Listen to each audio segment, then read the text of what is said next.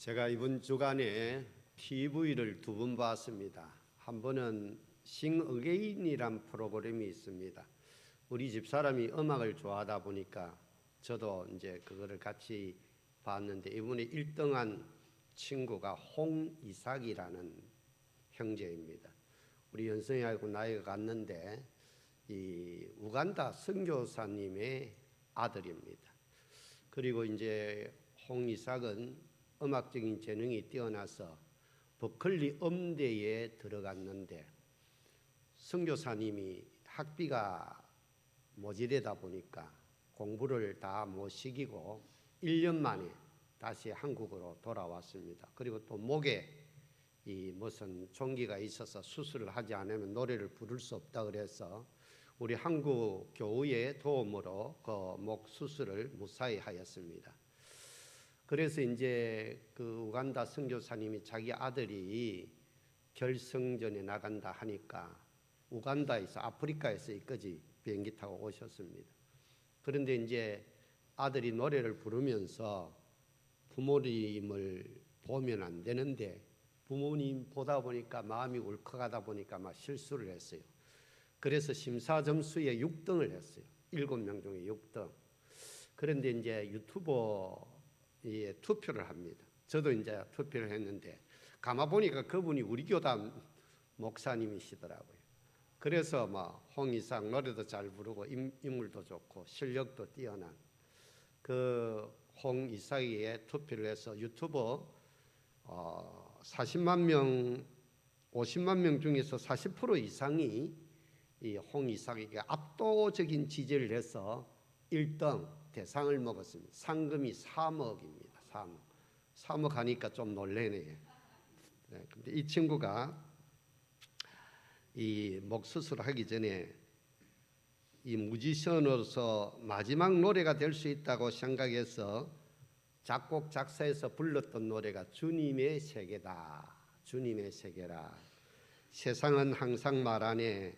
곱디 고운 길이 있지만 왜 그리 힘든 길을 가느냐며, 모든 삶의 자리에서 어렵고 힘들지만 세상 사람들이 가지 않는 길이 있네.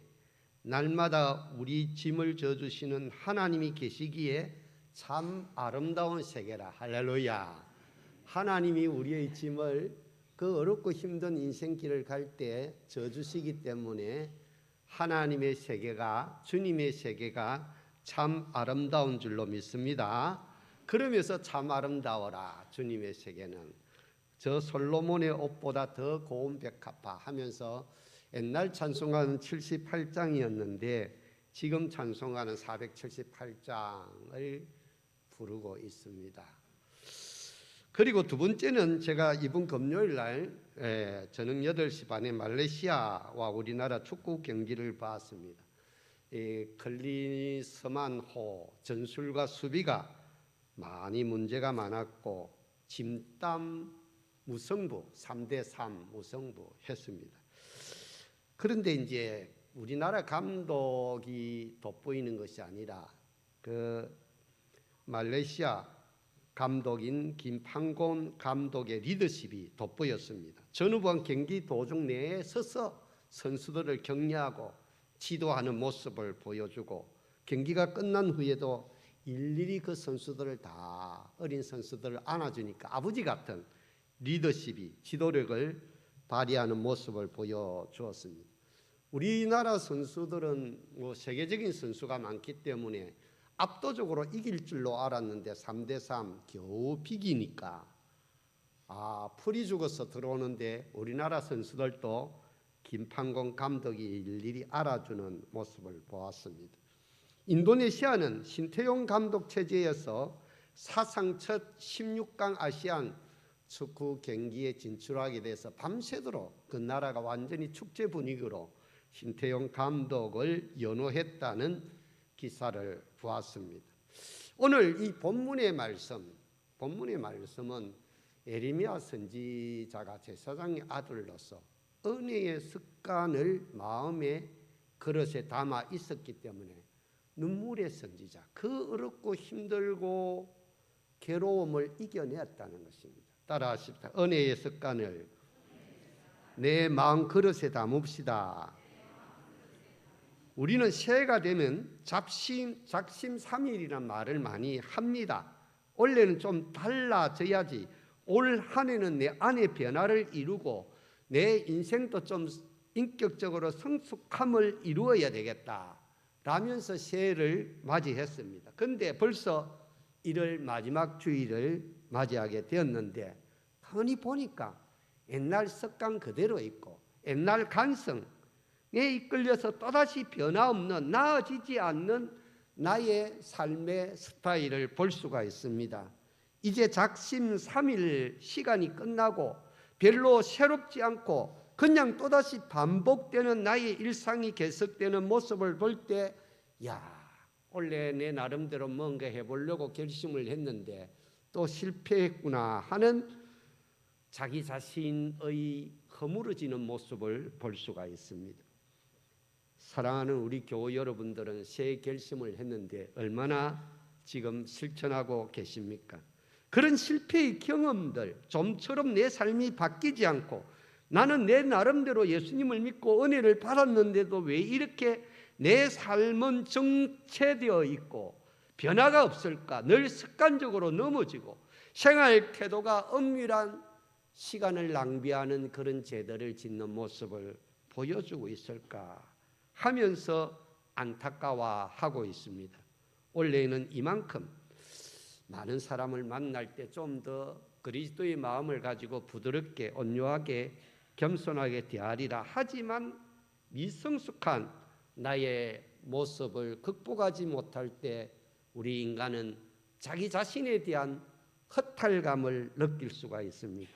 이런 고민이 내 안에도 있고 나도 별 수 없지만 니도 별 수 없구나. 내 남편도 별 수 없고 내 아내도 별 수 없고 내 자식도 새해가 됐는데 별로 새로운 피조물이 된 모습도 안 보이고 새 생활의 모습도 안 보이고 우리 주위에 있는 사람들도 그냥 그렇게 강물이 흘러가듯이 그렇게 세월 따라 흘러가는 인생을 사는구나 라는 것을 느낄 수가 있습니다.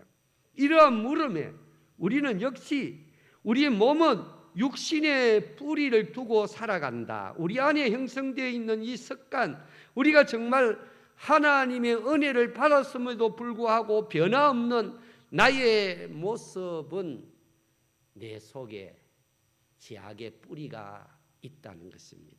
그냥 본능적으로 내 몸의 요구를 따라서 흘러가는 나의 생활 방식, 삶의 태도, 생각과 습관, 본능적인 언어 생활 이런 것들이 나를 붙들고 있다는 거예요. 그래서 사도 바울은 가장 성령 충만한 하나님의 사람임에도 불구하고 오라 나는 공고한 자로다. 로마서 7장 15절부터 25절 말씀을 우리가 한 절씩 교독해서 한번 읽어보도록 하시겠습니다. 로마서 7장 15절에서 25절 내가 행하는 것을 내가 알지 못하노니 곧 내가 원하는 것은 행하지 아니하고 도리어 미워하는 것을 행함이라.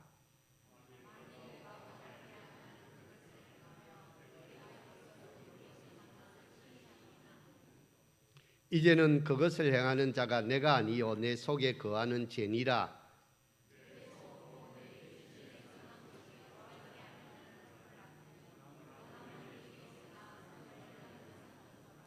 내가 원하는 바 선은 행하지 아니하고 도리어 원하지 아니하는 바 악을 행하는도다.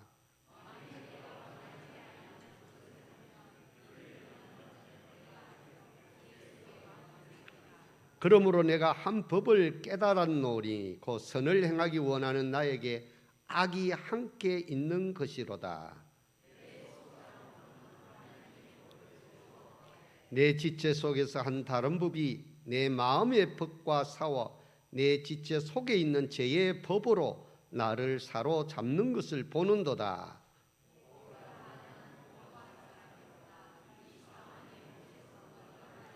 다 같이 우리 주 예수 그리스도로 말미암아 하나님께 감사하리로다.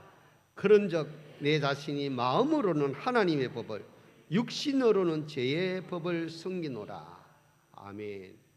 이 신앙이라는 것은요 하나님의 은혜가 임해야 유지할 수가 있는 것입니다. 하나님께서 은혜를 주셔야 우리가 진짜 새로운 피조물이 될 수가 있는 것입니다. 내가 결심하고 아무리 결단해도 나의 습관에 따르마 이 DNA 유전자, 이런 나쁜 습관, 죄악의 뿌리, 이것이요 내 의지력으로 이것을 이길 수가 없다는 사실입니다. 다윗은 성군입니다.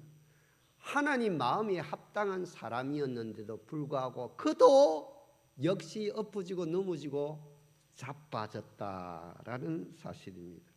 그 사람이 그 뿌리로부터 진정으로 변할 수 있는 것은 내 마음 그릇에 좋은 습관을 담는 것입니다. 좋은 습관, 거룩한 습관, 은혜의 습관을 내 마음 그릇에 담으시기를 주의 이름으로 축원합니다. 우리는 인간 의지의 한계를 알기 때문에 구원자 되신 예수 그리스도를 믿고 의지하는 것입니다. 하나님의 은혜가 없다면 절대로 우리는 변화할 수 없고 근본적으로 새로운 피조물, 하늘로부터 다시 태어날 수가 없는 것입니다. 가치관이 바뀌지를 않아요. 왜? 다 이기적이잖아요. 다 에고이스트, 자기 사랑에 빠져 있잖아요. 인간의 한계, 재성, 그것을 인간의 힘으로 극복할 수 없는 것이 우리의 존재입니다. 정말 우리를 뿌리로부터, 제약된 그 죄된 뿌리로부터 우리를 끊어내고 하나님의 사랑을 드리고 우리가 존재론적으로 새롭게 거룩한 존재로 변할 수 있는 것은 오직 하나님의 은혜인 줄로 믿습니다. 그 은혜를 우리 마음 그릇에 담아야 된다는 것입니다. 그릇이 뭐냐? 종교개혁자들이 주로 주장한 솔라 그라티아, 오직 하나님의 은혜로만 구원을 받을 수 있다는 것입니다. 은혜가 아니면 실제적으로요, 인간의 노력도 중요하죠. 유대인들은 율법주의자로서 얼마나 노력했습니까? 종교인으로서 모델 같은 사람들이었습니다. 그럼에도 불구하고 주님으로부터 엄청난 책망을 받게 되었습니다. 왜 그랬느냐? 그 속에 하나님의 은혜가 떠나니까 전부 다 율법적으로 생각하는 거예요. 계산적으로 생각하는 거예요. 인본주의로 생각하는 거예요. 그것이요, 자기 자신이 신이 되는 거예요. 자기가 최고가 되는 거예요. 자기 가치관이나 자기 주관이나 자기 마음, 모든 감정, 자존심, 자기 어떤 욕심, 그것이 기준이 되는 거예요. 그렇게 해서는 하나님의 은혜가 그릇에, 마음 그릇에 담기지를 않는다는 것입니다. 그래서 그 은혜는 아무렇게나 역사하는 것이 아니라 거듭나고 새롭게 되고 변화하고 성화되어 영화로운 존재가 되는 그 방편, 수단이 있는데 세 가지로 설명을 하고 있습니다. 성령께서 역사하시는 은혜의 수단은 말씀이라는 수단이 있습니다. 두 번째는 기도라는 수단이 있습니다. 세 번째는 성찬을 통한 성도의 교제를 통해서 하나님의 은혜가 임재하는 줄로 믿습니다. 이 세 가지 은혜의 통로를 통해 성령께서 그리스도를 통하여 우리에게 은혜를 부어주십니다. 그러면 우리의 생활 태도, 우리의 습관이 변화될 수 있는 줄로 믿으시길 바랍니다. 그래서 우리는 기도를 많이 해야 돼요. 기도를 안 하면 안 돼요. 왜냐하면 우리는 잠시 월급 통장에 월급이 들어왔다가 금방 생활비로, 카드값으로, 기름값으로, 세금으로 다 빠져나가고 나중에 보면 빈 깡통이에요. 빈 깡통. 그렇죠, 여러분들 삶이. 우리의 삶에 제대로 형성되지 않는 은혜가 반복적으로 임했는데도 월급 통장에 빚쟁이가 이자 뜯어가고 나면 원금도 제대로 갚지 못하는 그런 상태의 삶을 우리가 계속 반복해서 살아가는 모습을 보여주고 있다는, 그런 변화가 없는 종교 생활을 하고 있는 우리에게 복음의 은혜가 임할 때 내 심령이 변화된다는 것, 은혜를 깨달을 때 내 심령이 변화됨으로 말미암아 우리의 행동도 실천력이 있는 행동으로 변화되는 줄로 믿습니다. 성령께서 역사하시는 그 은혜의 통로, 그것이 오늘 나의 삶에, 나의 하루하루 생활 속에 몸에 착 감기듯이 습관화될 때, 생활화될 때, 삶이 일상화될 때의 역사가 나타나요. 오늘 날씨가 추운데도 많은 교우들이 오셨습니다. 제가 가만히 보니까 우리 심재농 장로님과 한숙자 권사님, 건태남 권사님이 교회 오실 때는 교인들이 좀 많이 오시는 것 같더라고요. 할렐루야. 빠지지 말고 잘 오시기 바랍니다. 잘 오시기 바랍니다. 왜 그런가 하니까 아무래도 기도의 용사들이니까, 기도하는 분들이니까 이래 사람을 끄는 힘이, 영역이 있는 것 같습니다.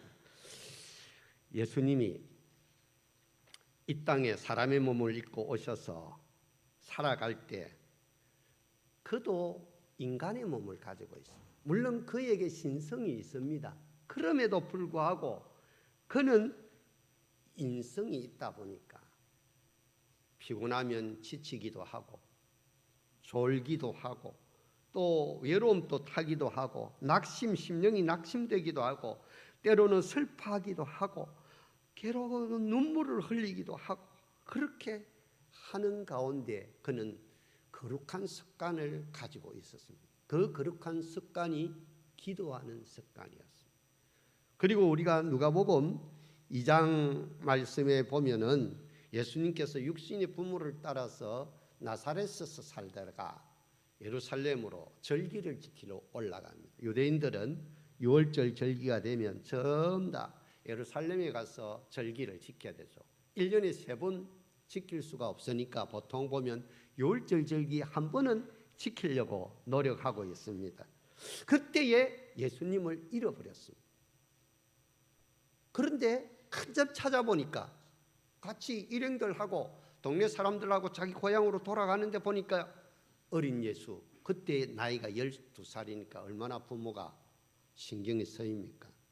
없으니까 다시 예루살렘으로 돌아갑니다. 찾아보니까 예루살렘 성전에서 제사장들과 서기관들과 성경을 연구하고 토론하고 공부하고 있었던 것입니다. 할렐루야.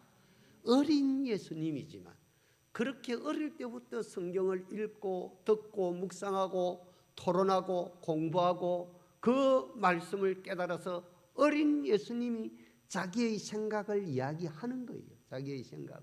그런 어떤 어릴 때부터 성경 공부의 훈련.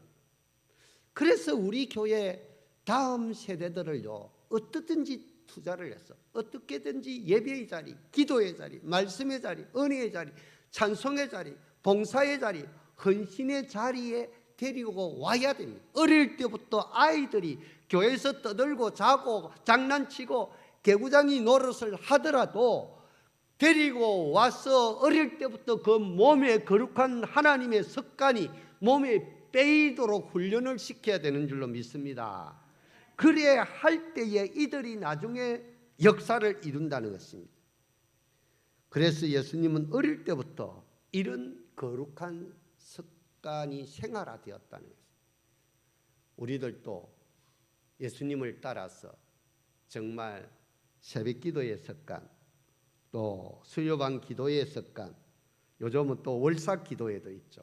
또 2월 1일 날 초하루 이제 기도로 시작하자. 또 요즘 우리 교회는 또 성경 공부, 성경 읽기 운동도 하죠. 이런 좋은 습관들. 그리고 주일은 어떠한 일이 있어도 예배의 자리, 기도의 자리, 말씀의 자리를 놓치지 않겠다. 지난번에 코로나 때 우리 교회는 예배를 좀 쉬었죠. 그런데 전국 교회가 뭐 정부 방침에 따라서 쉬었는데 세계로 교회와 서부 교회는 목숨 걸고 예배를 지켰습니다. 예배를 드렸습니다. 전쟁 가운데서도 예배를 드렸는데 이 전염병 좀 있다고 예배를 안 드려? 이것은 하나님 앞에 죄짓는 것이다. 그래서 하나님께 온전히 예배하는 것은 목숨을 걸고 예배할 때 하나님께서 그들을 지켜주시고 인도하여 주시고 그 마음의 은혜의 자리에 성령께서 임재하시는 줄로 믿으시기를 바랍니다.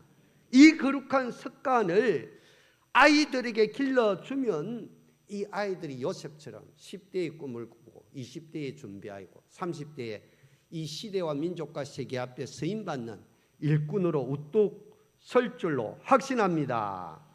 오늘 이 시간 아멘하신 교우들은 자기 자식들, 손주들 다음 주일부터 다 데리고 와서 거룩한 습관을 저축하고 훈련하시기를 주의 이름으로 축원합니다.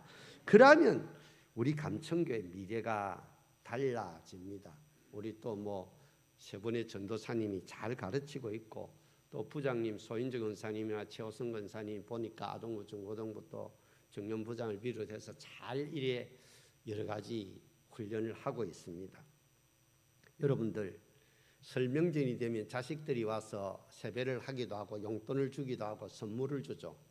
그런데 어떤 자식들은 오지는 않고 택배로 선물을 보내고 그것도 안 보내는 자식들도 있지만 또 온라인으로 용돈을 착 보내죠. 그리고 문자 간단하게 보내기도 하고 안 보내기도 하고. 그런데 아무리 그래서도요, 직접 자식들이 와서 세배하고 우리 같으면은 할아버지 산소에 가서 같이 한번 또 기도하고 또 용돈도 주고 선물도 주고 이러면 훨씬 기분이 좋죠. 오고 만나서 밥도 먹고 교제를 사귐이 있는 것과 사귐이 없이 그냥 온라인으로 용돈 설 잘 보내십시오, 건강하게 보내십시오 이렇게 보내는 것하고 뭔가 2%가 부족하다, 뭔가 좀 섭섭함이 있는 거예요. 부모 마음에는.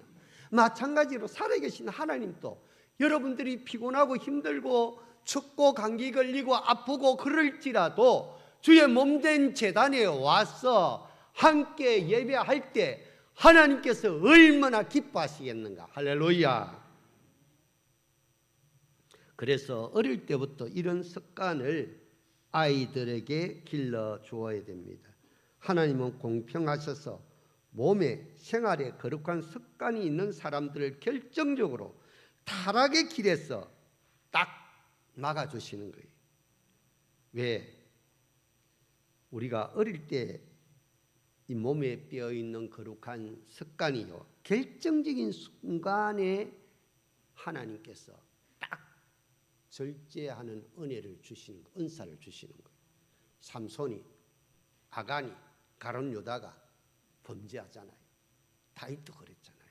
그 외에도 수 없는 사람들이 요즘 새벽기도에 사사기 하는데 그 훌륭한 사사들도 보면 또 내 하는 일이 애 놓는 일, 아들, 딸, 시집, 장가 보내는 일, 진짜 하나님이 진짜 기뻐하시는 그런 일을 제대로 자식들에게 안 가르치는 모습을 보여주고 그 동족들에게 가르치지 못하는 모습을 보여주고 있는 것을 볼 수가 있습니다. 그래서 우리는 목숨 걸고 우리의 자식들을 예배의 자리로 데리고 와야 돼요. 어릴 때부터 제가 가만히 보니까요, 어릴 때부터 교회에서 자란 사람들, 개구장이 우리도 어릴 때 친구 집에 가서 수박서리도 하고 토마토 서리도 하고 또 배, 감 이 서리 많이 했죠. 심지어 저는 닭서리는 안 했지만 또 닭서리 하는 친구들도 많았어요. 그래도 교회에서 자란 친구들은 보니까 결정적인 순간에 하나님께서 딱 절제의 은혜를 주시더라고요. 그래서 타락의 길로 가지 않고 새 속에 물들지 아니하고 새 속에 좀 빠져 있더라도 믿음의 길로 가서 이 세상에서 성공하고 하나님의 영광을 드러내며 잘 사는 모습을 보여주었습니다. 모든 습관 중에서 제일 좋은 습관은 어머니처럼 섬기는 습관입니다. 모든 나쁜 습관을 뿌리 뽑아낼 수 있는 습관은 은혜의 습관입니다. 하나님의 자비를, 하나님의 사랑을 믿음으로 그 안에 머무르는 습관. 어지 바가가 같은 우리의 의지에 달려있는 습관이 아니라 하나님의 은혜에 따라서 살아가는 습관을 내 마음 그릇에 담을 때 우리는 불굴의 투지, 불굴의 정신, impossible, 불가능한 일에 도전할 수 있는 그런 능력이 생기는 줄로 믿습니다. 예레미야 예가는 하나님의 분노로 말미암아 예루살렘의 성은 멸망을 당하였고 그분의 어루심과 공의가 드러나 바벨론의 말바꿈 아래 짓밟힌 백성들의 참상에 탄식하며 여호와의 자비를 간구하는 내용입니다. 하나님이 임재한 데는 살롬, 평화의 도시, 행복의 도시, 축복의 도시는 함락되었고 그들의 우방 국가들도 외면해 버리고 예배가 중지되었고 온 성읍 주민이 살육과 곤육과 수치로 뒤덮이게 되었습니다.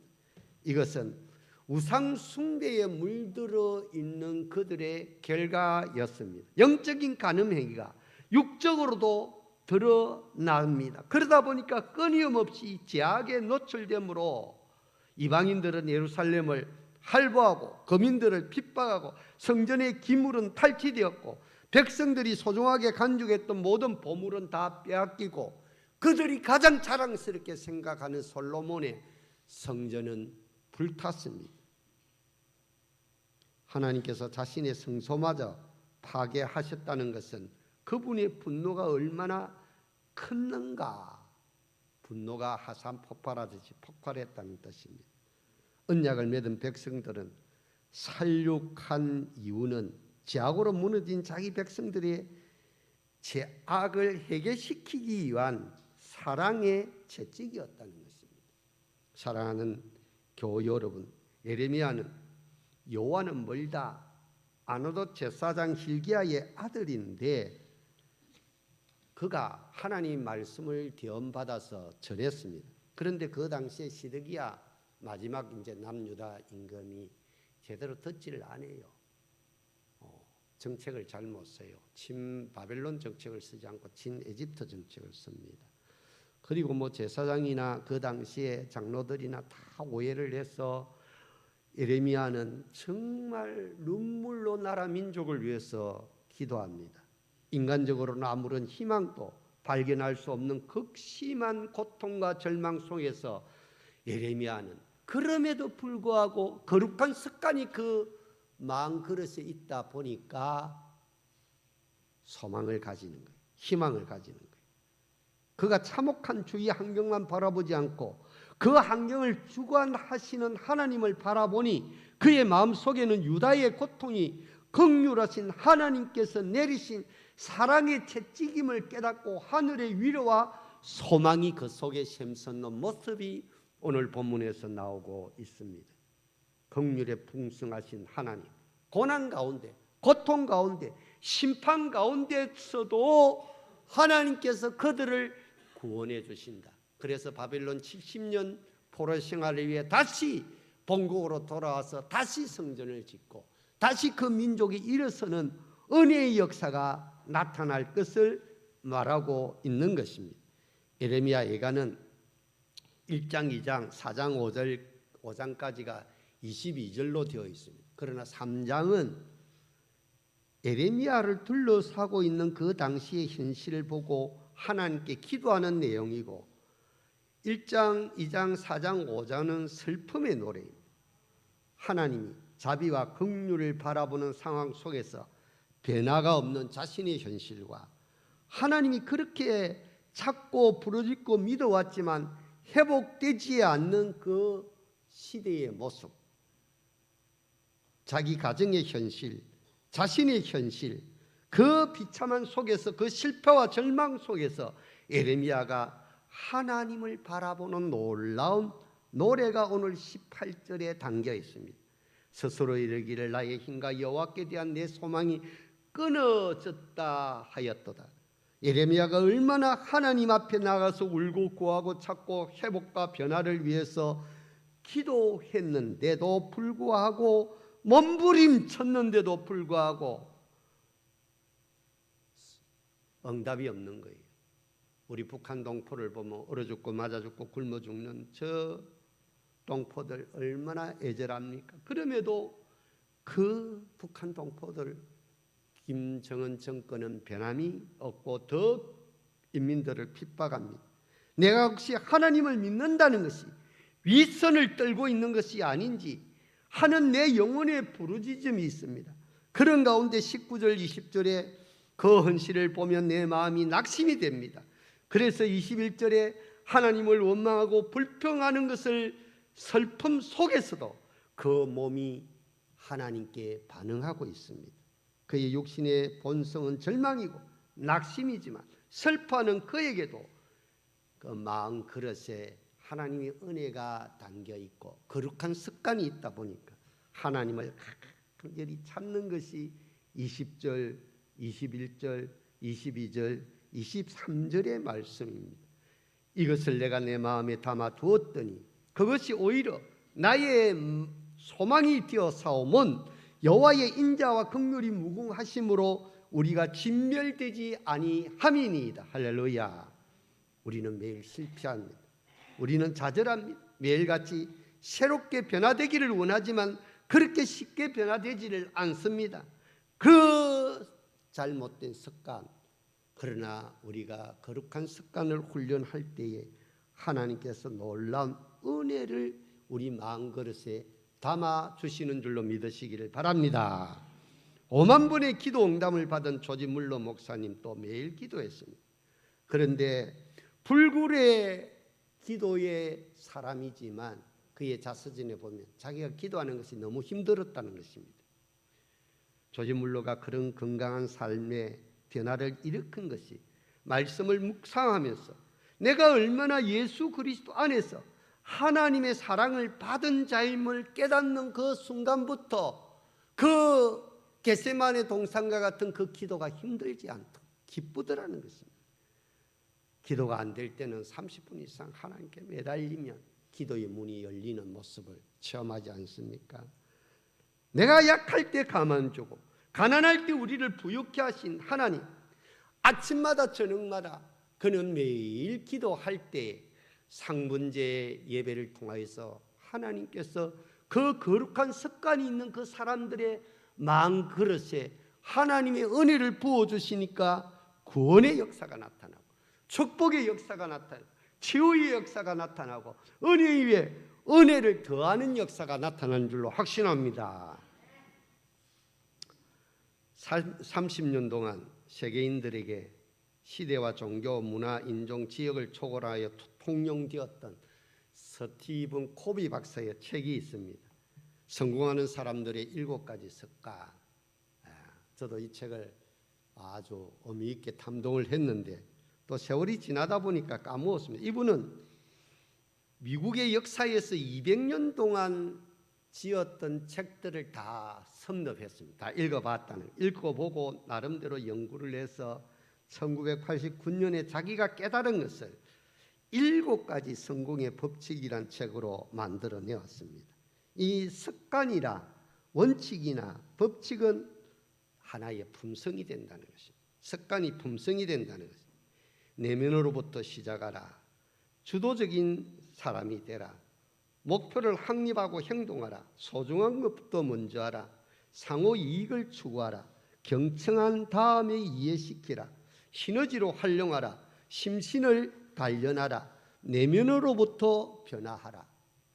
여러분들이 참고를 하셔서 우리가 세상의 성공이 아니라 신앙의 성공하고 거룩한 습관을 우리 마음 그릇에 담고 내 마음 그릇에 담는 뿐만 아니라 우리 후손들에게도 이 거룩한 습관을 유전시켜 줄 수 있는 그런 하나님의 사람들이 다 되시기를 주님의 이름으로 축원합니다. 사랑과 은혜가 충만하신 하나님 아버지 감사합니다. 우리의 자녀는 하나님께서 우리에게 맡기신 거룩한 인격체입니다. 내 만족이 아닌 그 스스로의 선택으로 살아가도록 인도하게 하여 주시옵소서. 특별히 자녀를 키울 때에 하나님 말씀으로 자녀를 양육할 수 있도록 거룩한 습관을 우리 속에 생활 속에 나타나게 하여 주시옵소서. 예수님의 이름으로 기도 올리옵나이다. 아멘.